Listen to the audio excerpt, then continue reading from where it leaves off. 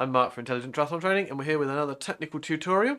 This time we're looking at the Torpedo Drill. And this is an excellent drill for reinforcing good kick technique, breath control, and then transitioning that breath control and that kick into your full stroke. So in order to do the drill, we want to push off the wall, staying on the surface of the water, not going down deep, stretching yourself out so to be as tall as possible by extending your arms above your head. Head in a neutral position, so you're looking around 45 degrees forwards. So you're engaging your core. So pull your belly button in, roll your hips back, flatten your lower back, squeeze your glutes a little bit more. So making yourself tall, lifting through your sternum. So lifting up, stretching through your stomach. Point your toes. Very, very important. Point your toes. And then as you start to kick, then you'll get a little bit of flexion at the top of the stroke, and then your knee will come up as you straighten your leg and your foot comes through with a flick at the bottom.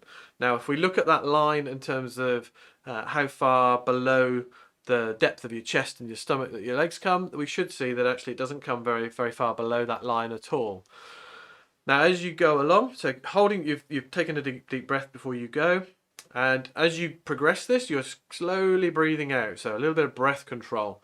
When you're nearly out of air, then take 2 strokes and continue swimming to the far end.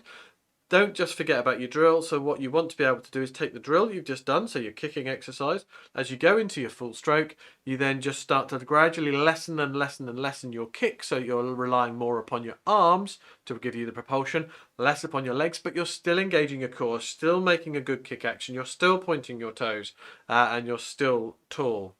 Now, we've got a great example here of doing it badly. And this is what a lot of people look like when we see the kick, particularly those who are burning up a lot of energy with a poor and inefficient kick.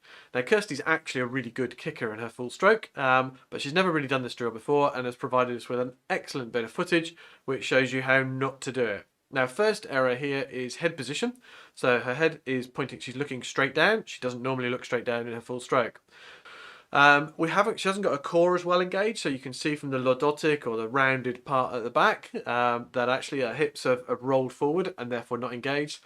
But more importantly, and the most obvious, the most significant aspect of this is the fact that we've got a massive amount of hip flexion with her knee coming substantially below the level of her chest and stomach, and the amount of flexion there is at the knee as well at the top and bottom of the kick action. Now, when we slow it down, we play Nick and Kirsty over the top of one another, then we can see that clearly at the same point in the stroke, they're very, very similar. And if we play this on slowly, then we can see how drastically it changes and what the difference is between Nick's much more efficient kick in this drill and Kirsty's much less efficient.